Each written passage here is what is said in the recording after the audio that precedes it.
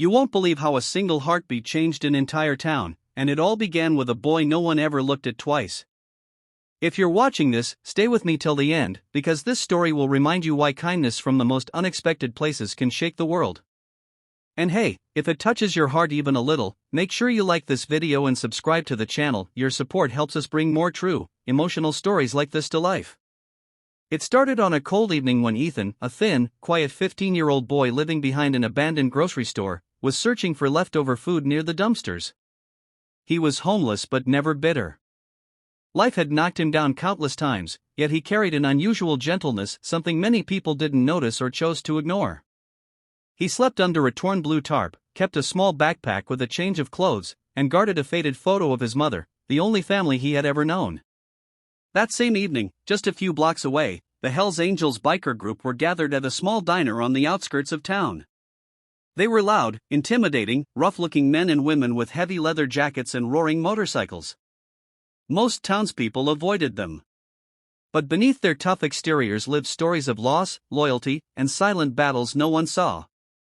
Among them was Jack Ironheart Rourke, a broad-shouldered man with a thick beard and a daughter he cherished more than his own life, 16-year-old Lily.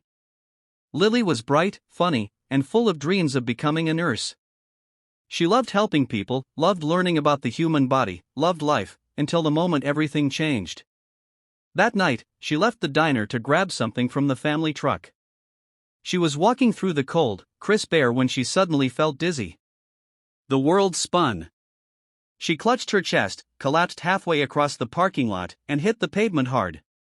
Ethan, who happened to be silently passing by the area hoping to pick up warmth from the diner lights, saw her fall.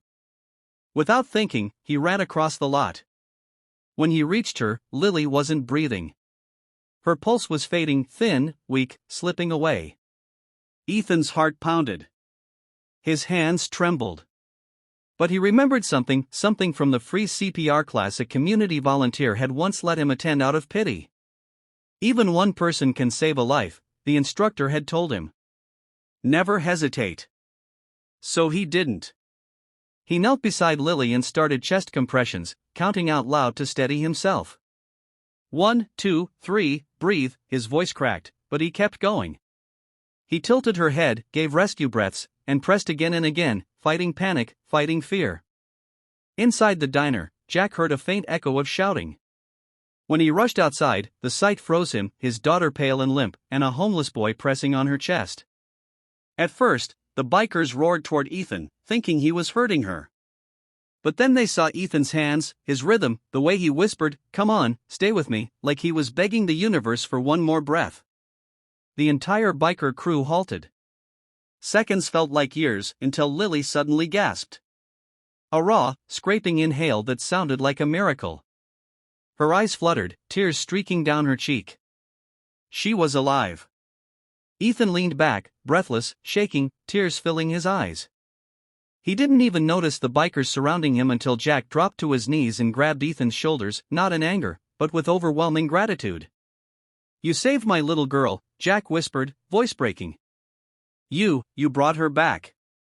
Ethan didn't know what to say. He just stared, terrified and exhausted. But then, something happened he never expected. Jack pulled him into a hug. A hard, emotional, grateful hug that made Ethan feel warmth for the first time in years.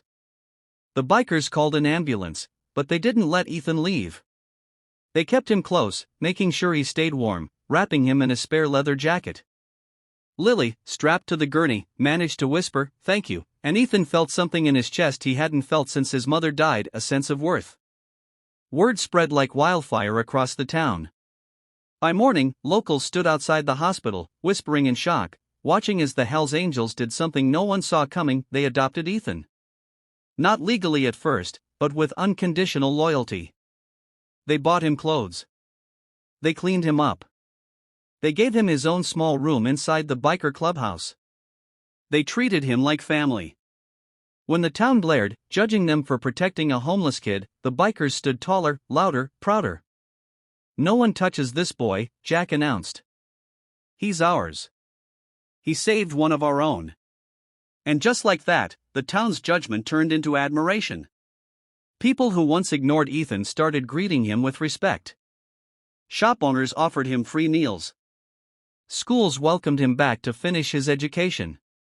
But the biggest change happened inside Ethan himself.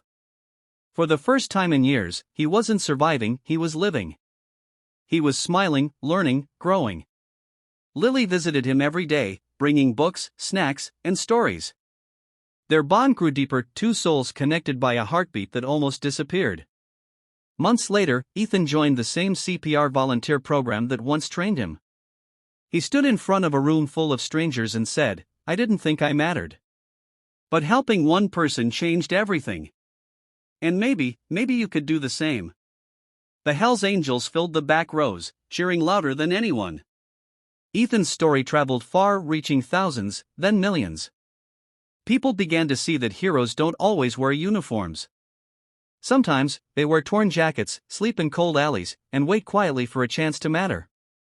And all of it happened because a homeless boy didn't hesitate when it counted. If this story touched your heart, don't forget to like the video and subscribe for more inspiring stories. Because sometimes, all it takes is one moment, one brave act, to change lives forever.